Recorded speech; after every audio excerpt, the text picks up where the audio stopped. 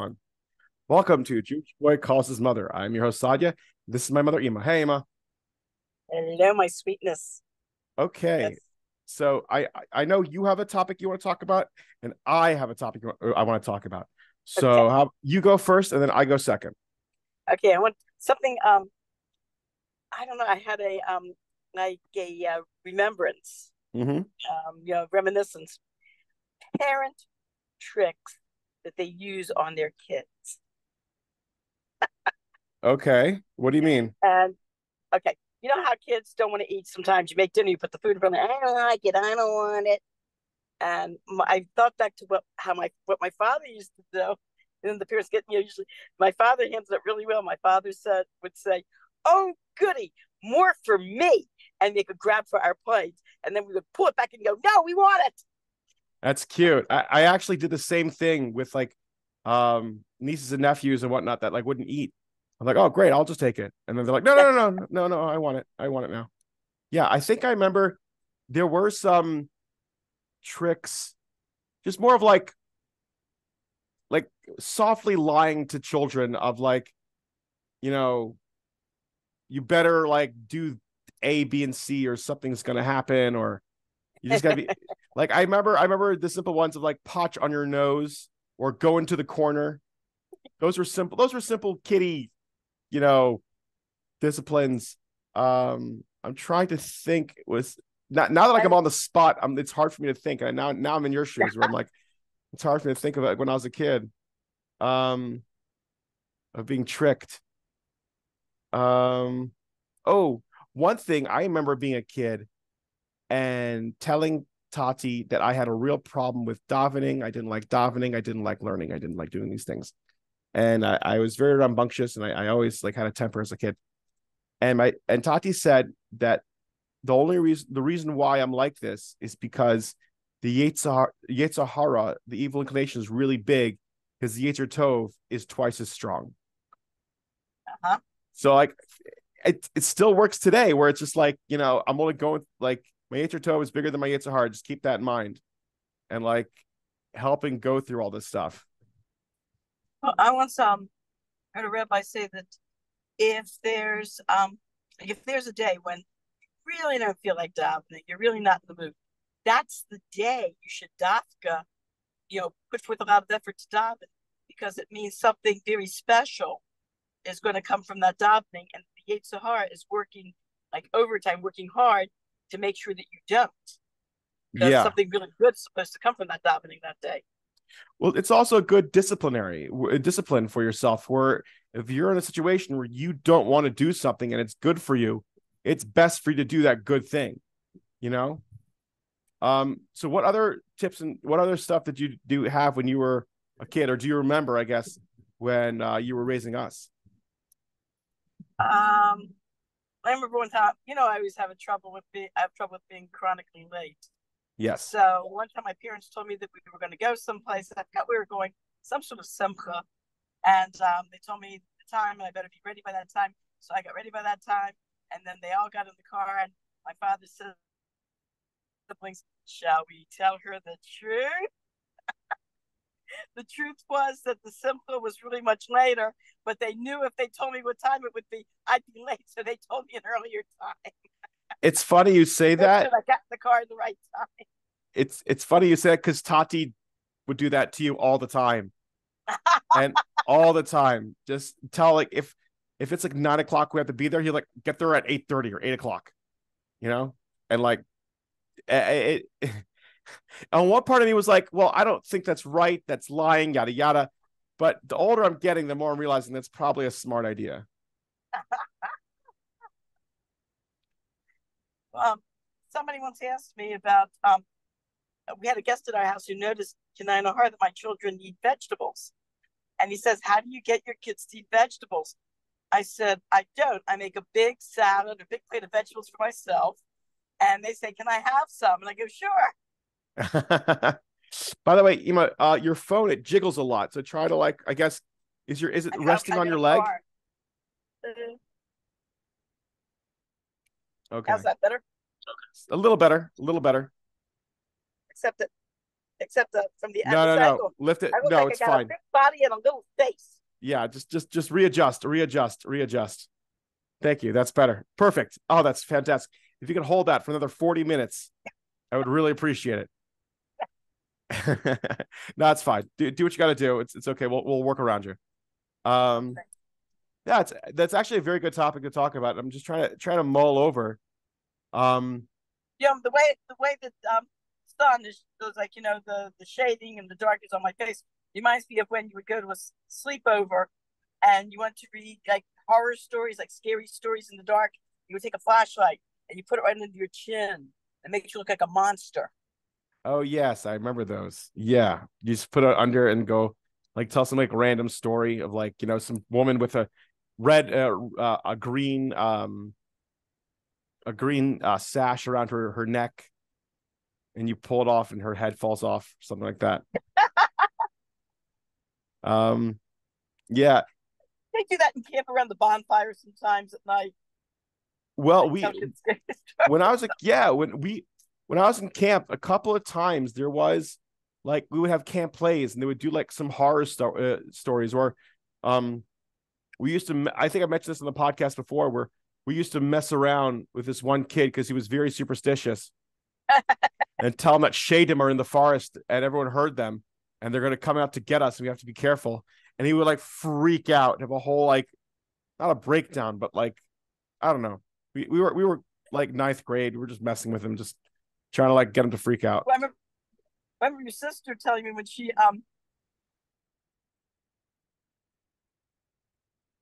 She what? I'm sorry. The she was working in the camp in California. Your okay. sister, one of your older sisters, and in California they're very, very big on Machine Gun Kelly. Machine Gun Kelly was the only person who escaped from Alcatraz, and never, they never knew what happened to him. They thought maybe he got eaten by sharks or something. They don't know, but he was the only person who escaped Alcatraz. So it's a big thing in California. Like maybe he's still lurking out in the woods. So sometimes at night they would hear when they would have like an overnight in the woods, and they would hear a sound, and they would go, "It's Machine Gun Kelly!" Wow. That I think I remember that, but I think he died actually in 1954. Almost to the day, July 17th, 1954. What do they have? Well, what did they found him? Well, How do they know he died if they never he was in if, prison. if, yeah, but I thought he escaped Alcatraz. He died of a heart attack in Leavenworth. That's strange. And what's this legend that he was the only one to escape Alcatraz? Uh I don't know. Machine Um Gun Kelly, you know? What was his real name anyway? Kelly Williams, I think. Who, was there somebody that did escape Alcatraz? Google it and see. Who was the only Well, person to escape Alcatraz? the only person the only person to escape Alcatraz. To escape Alcatraz. Okay. Frank Morris, John Anglin, and Clarence Anglin successfully carried out one of the most intricate escapes ever devised in June 11th, 1962, behind the prison cells in cell block B, where the escapees were interned, was an unguarded 3-foot wide utility corridor. So they escaped. So Frank Morris and brothers John and Clarence Anglin escaped from Alcatraz. That's it. I And think they never found out what happened to these guys? um I think it was an attempt. Um I think it was an attempt, but it wasn't successful. That's it. Yeah, I don't know. I just keep on thinking of the Machine Gun Kelly story, but I think whatever. It's silly. They made Yeah. a movie about it called The Rock back in like 1990 something with Oh, I Nicolas remember. I saw. Cage. I saw the movie. Yeah, I saw that.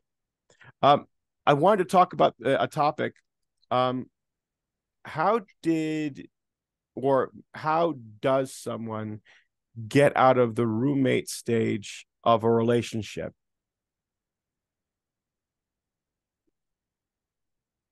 Hmm.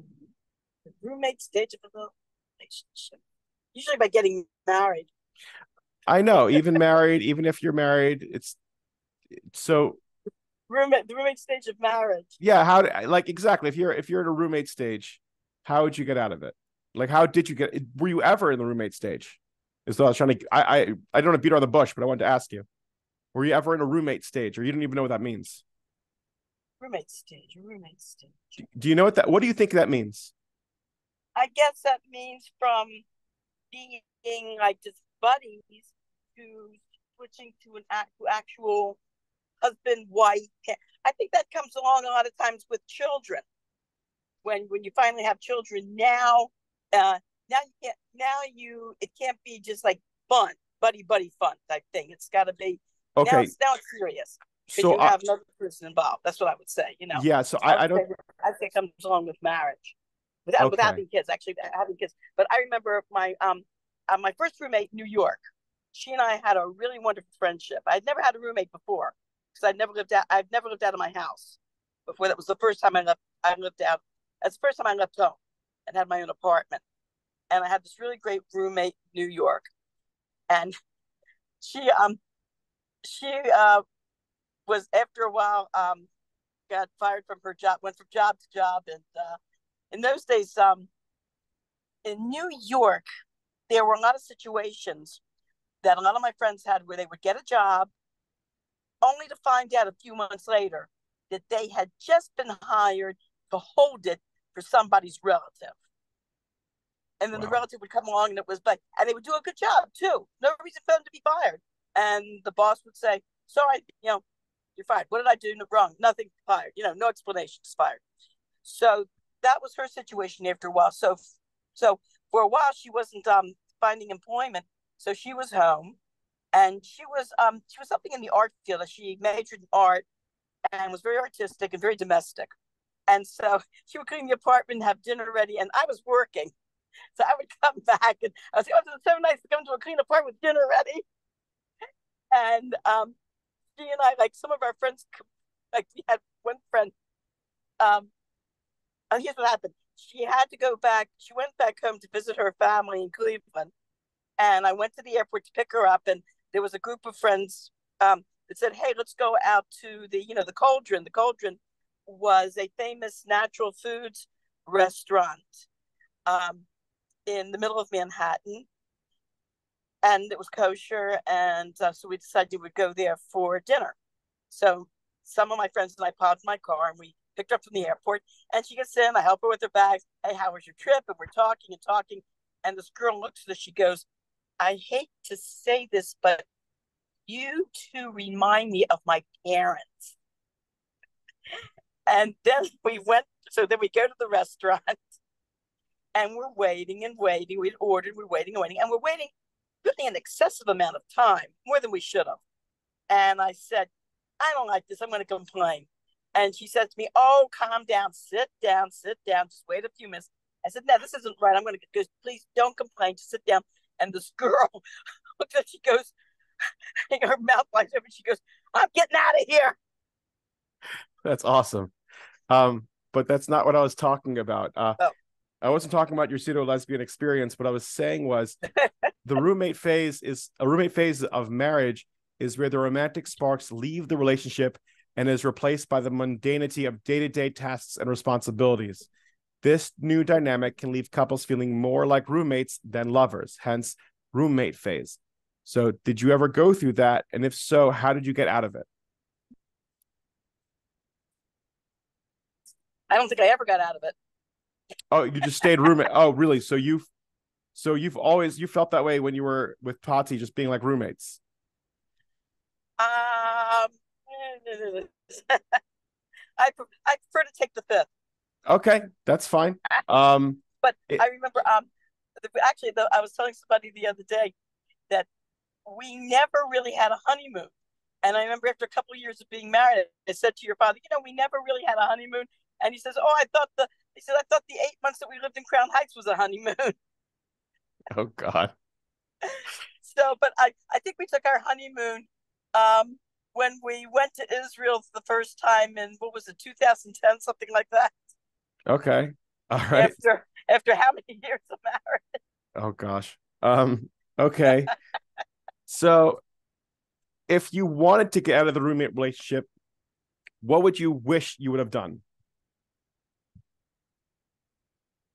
Hmm. I can't. I can't think of anything. I think it's more at that point. I think it's more on the man than the woman. I think if the man, I think it's up to the man to like kind of recreate the spark by flowers, candy, um, going out for like a romantic dinner or a romantic getaway. So I'm curious enough then, how many of your Buy friends? buy his wife a sexy negligee. Sure, lovely. Um, how many of your friends, I guess, were in that situation as well? No idea about their personal life. You didn't talk about your friends' personal. You didn't talk to your friends with their personal lives. Really? No. Okay, We okay, mostly, me and my friends mostly talked about politics and got into fights okay. because I have liberal friends. Yes, and you were more of the conservative persuasion. Yes. Okay. I grew up, they did.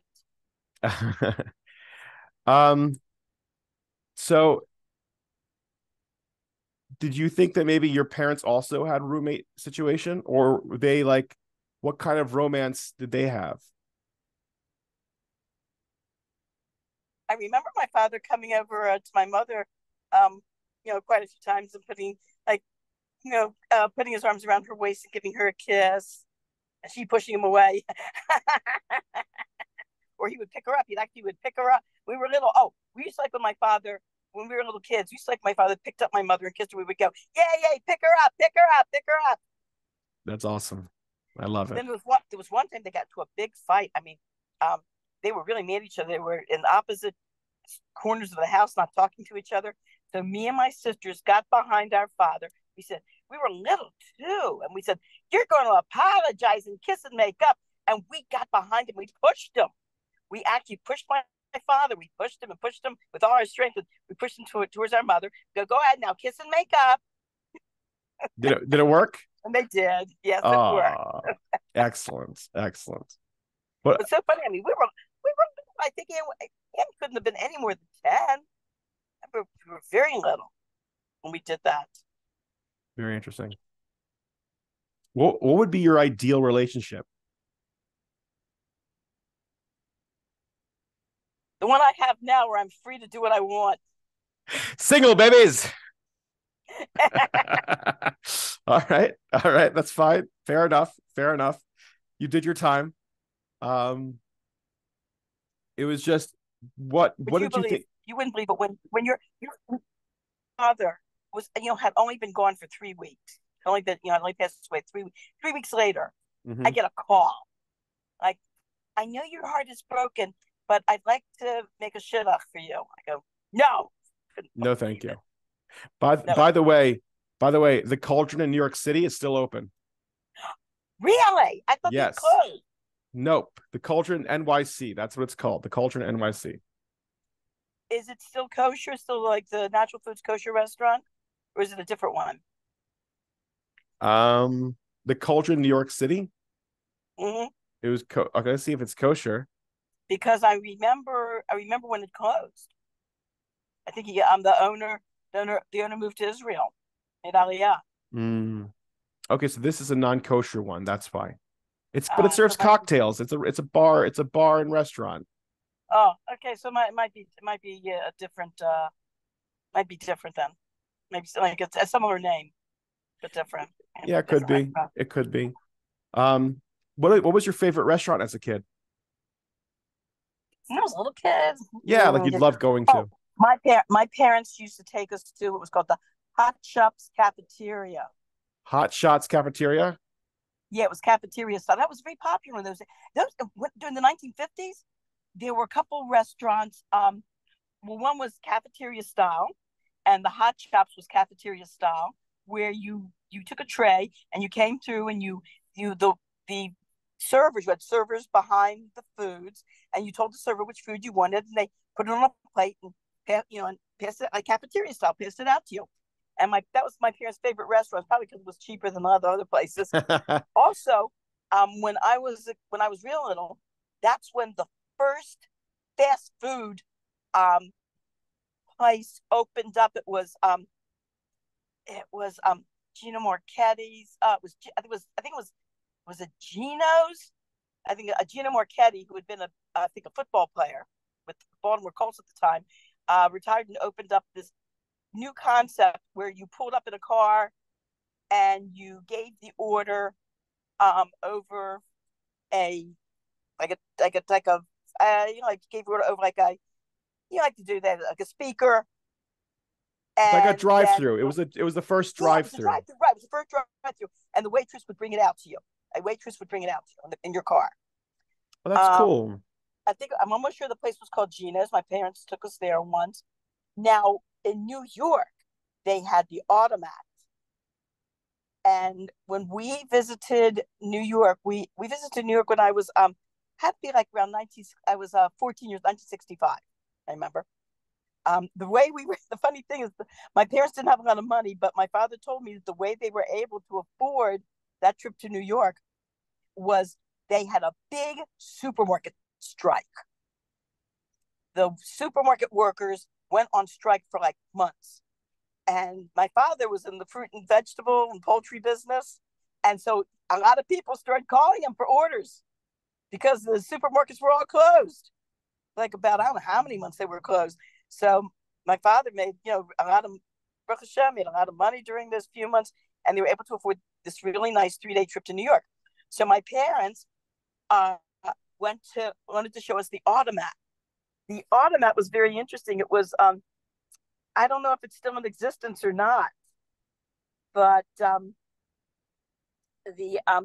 what you would do is the food was pre-prepared and put on these like shelves behind these glass shelves, like glass casings. You put in your money. You put in your money next to whatever you wanted, your coins. Use coins, and you just open this little door, and that way, like when you put in your coins, and for the right amount of money, it caused the door became unlocked, and you could slide open the door, and take out the food that you wanted.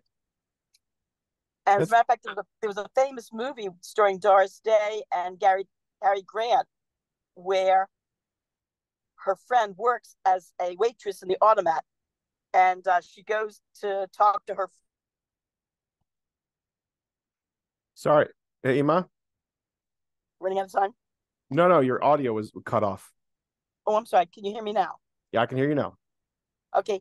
Do I need to review It anything? was up to the Uh, the waitress that was working at the automat, and then it yeah. stopped. Oh, so her friend, who was Doris Day, goes to this section of the automat and tries, calls her name through one of those doors, and she says to Doris Day, "Where are you? Where are you?" And she goes, "I'm here in the salads."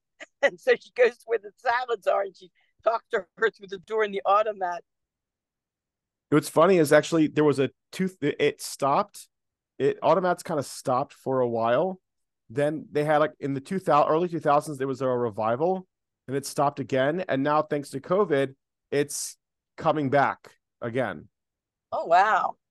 When I was a kid, though, the only place they had the famous automat was in New York City, in Manhattan. Yeah, I the don't East know if they have. Village. Yeah, do they have any other parts of the country? Um, I mean, I could.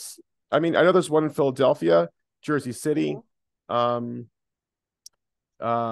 maybe California, I think DC, but I think most of them closed by 2019. Mm-hmm. But yeah, was there any, I guess, technology that was really good back in the day that just should really have a revival, but really hasn't? Um, I'll give you an Transistor. example. I'll give you I an was thinking example. of transistor radios, but you can you can get all the anything you want on your phone, your iPhone now. You can get music, whatever you want. So you don't really need radios anymore. So there was a viral video, a couple of viral videos that people were analyzing and reviewing refrigerators from the 1950s, and people were commenting on how much storage space and what amenities to the refrigerator that they don't have anymore that they really should bring back. So I was curious enough to know if you've ever felt that way with anything. What?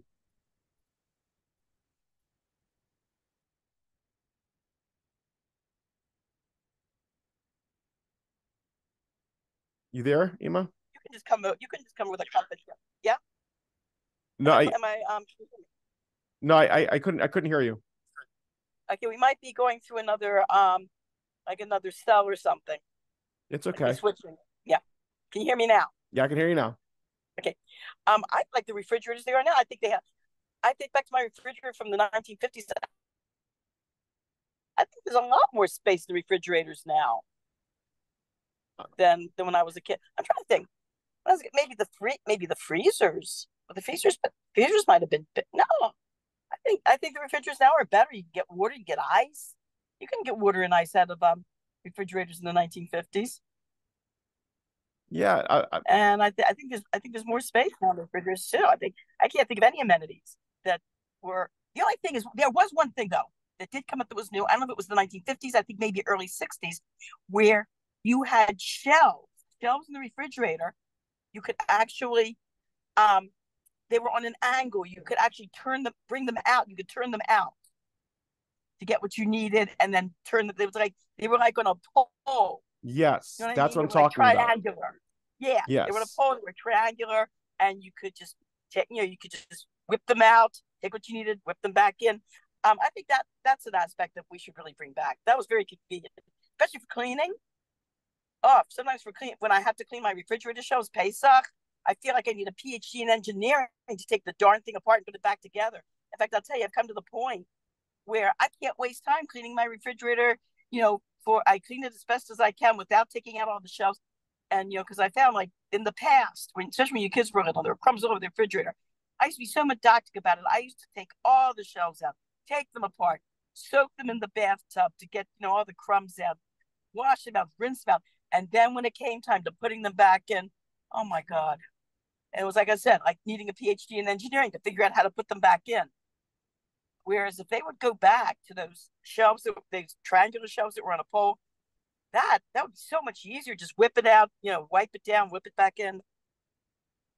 Yeah, I mean, was there ever a thing, I guess, like some kind of invention that like people had when you were a kid, but like only the rich people had and you were jealous of?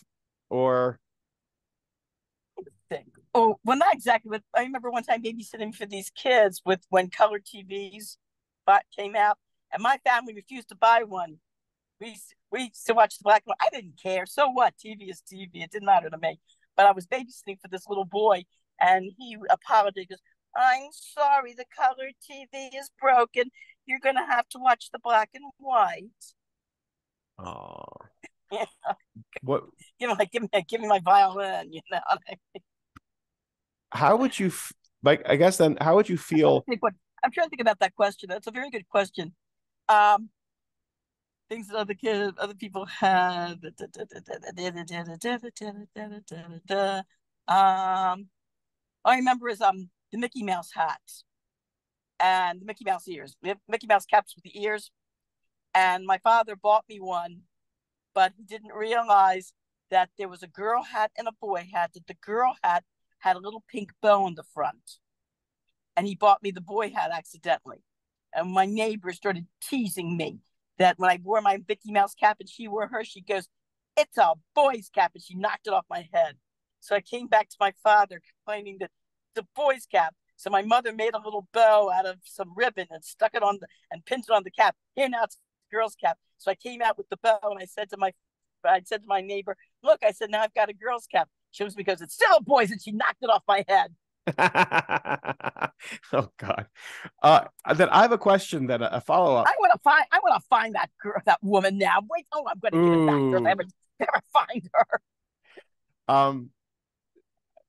I guess what how would you, sorry, give me a second.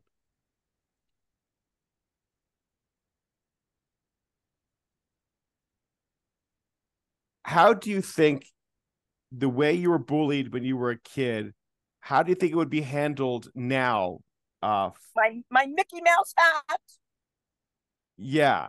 Or it could be anything else. It could be plenty of other stories of you being ridiculed and put down. My Mickey Mouse hat. How do you handle it now? I would take that now. I take that Mickey Mouse cap and stuff it in her mouth. You know what's funny? I feel the same way. I have these moments where it's just like, oh, like looking back as a kid, like what would I wish I've done or should I have done? And a lot of times I was bullied as a kid. I kind of like was constantly taught, like, because I got into fights, like, don't fight, put your head down, don't do anything wrong. And now I'd be like, if you took my 36-year-old body, put it in my 8-year-old self, had a kid made fun of me, I would just rip him a new one, make fun of him harder, make sure he cries. And then, like, if I got stuck in like the principal's office, I'd be like, I don't care. Take me out of school. So what? Like, I'll survive. Because the fear The only kids problem is if you do that now, you wind up in jail on a assault and battery charge. no, I mean, if I was my 36-year-old brain in my 8-year-old body, that's what I'm talking about. You know, and then have kids would make fun of me, like, what would I do? Make fun of me too.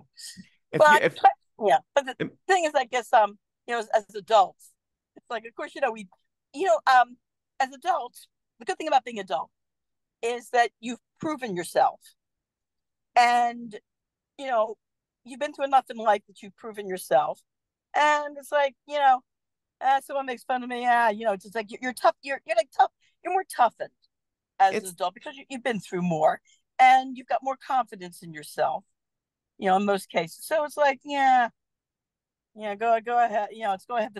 It's like, hey, if it makes you feel better to think of me like that, go ahead. Like there was somebody, I don't know, there was somebody who was kind of like as an adult who was like putting me down, and I just turned to this person. I said, okay, if it fulfills your life, if it makes you feel better to think of me that way, go ahead.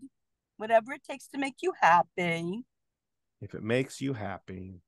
Whatever it takes to make you happy, go ahead. Because Yeah. it really, as an adult, it really doesn't affect you that much. The only thing that affects me as a mother, women who are mothers are very sensitive to anyone like criticizing their role as a mother. That's what there's something about women being mothers that it's like when your kids, no, nobody's perfect, nobody's a perfect parent, we all make mistakes, we do the best we can for our children, and we all make mistakes. And it's like when your kids, when they get to be adults or a little older, a teenager especially, they'll point out something to you, some mistake that you made as an adult, or something you did or said, not, God forbid, abusive, not criminally abusive, for which you should be put in jail, but something that a normal parent would, an innocent thing a normal parent would do. Um, you know, so and when you're teenagers or your older kids or even a neighbor, you know, criticize you for it, you get you feel it. Yeah. Uh, You do feel it. And it's like, all you can do at that point is say, well, I'm sorry, that wasn't the right decision. It was the best decision I made at the time for the information and the tools I had, and I'm just very sorry. I'm sorry it didn't work out the way I thought it would. yeah. I did that one time with your younger sister. That there was a girl she was friends with, and it was one of these fights where she said something wrong to her. She really didn't say the right thing, and she realized it and apologized afterwards. The girl wouldn't accept her apology and was being very nasty about it. So I had an idea. I said, hey, let's go pick out a real nice present for her and put it in her locker with a note saying, please accept this as a token of my sincere apologies. Please let's be friends, something like that. So I thought it would work. So we did. We went to actually the Goodwill store around the corner and we saw this cute, it was brand new. You get a lot of like toys here that were brand new, barely touched. It was this bear that was dressed up in this. It was a female bear, mommy bear with a little baby bear dressed up in this pretty little prairie dress with a with a bonnet and was so cute. So I said this, and we both agreed this would be perfect. So she did. She put a note to it. Please accept my apology. Let's be friends. I put it in a locker. I couldn't believe it. It didn't work out. The girl just took it and just threw it back at her and said, "I don't want it. We're still not friends." And all the girls standing around your sister went, "Oh, can I have it? Can I have it? Can I have it?" It was so cute. And your sister came home very upset. And I apologized. And I'm so sorry. I really thought this would work. But, but it I don't didn't. know. I think sometimes parents give shitty advice for kids to handle kids. It's It's hard to come up with good advice. no, it's hard to tell them, just smack them in the face over and over again until they, they're on the ground, and then keep on hitting them more until they stop. It just, you can't tell them that. You have to give them some thing of like, now you don't tell them, it hurts your feelings and they should stop. And if they do still bother you, go to the teacher. And the teacher doesn't do anything. You sit there and take it until eventually you kill yourself, because that's the right thing to do. But the thing is this, the problem is this, that if you do get into a really physical confrontation, you're going to be the one to be blamed and suspended or maybe expelled. And you can't go through life, hitting people every time they say something to you that you feel is bullying, that you don't like. I mean, and it's a fine line. It's a fine line. Besides the fact that when you get into physical confrontations, you might cause some real bodily damage. I mean, real serious bodily damage. And I mean, there have been cases. I have to tell you, you hear the news every now and then of kids getting the fights in school, and they just hit the kid in the wrong way at the wrong spot, and and there's some real serious. It's such an issue. It's such an issue nowadays because there is no solution. If there was one, we wouldn't have this problem. It's a problem that's been around for a long, long time, and I don't. Schools have tried to address it recently. They've had how can I say it? They've had like sessions in school with counselors where they discussed bullying. They tried to discuss, and then it's still nah. It still hasn't worked. Now, I remember reading if you read old literature, old classical literature, especially British literature, mm-hmm. especially boys schools and boys private schools like boarding schools, when there was a problem like that between a boy that was bullying another, whatever, and it looked like it was going to get very serious, they would actually have a boxing ring, and the whole school would come. The school would come, and and the principal, everyone was there, and you had a doctor there or a nurse, and they gave the boys boxing gloves, and they put them in the ring, and they were told to duke it out. And after one beat the other, they were told, now shake hands and now be friends. And that's it. See, that works. And that's something I was talking about with you, of like things back in the day that just work, that aren't done anymore. And that's one thing. Yeah. That's something that we need to bring back. Like there is, I mean, I think in Washington State and I think in Texas, you're allowed to have you're allowed to have a fist fight as long as both sides agree and there's a cop present. Is this in schools? No, this is regular people. Wow, interesting. I tell you what, that's one of the things that they used to do at the turn of the century. Yeah, men used to do that. If you had two men that had disagreement like that, yeah, they would actually do that. See, years ago, aggression in men was actually encouraged, and then boys.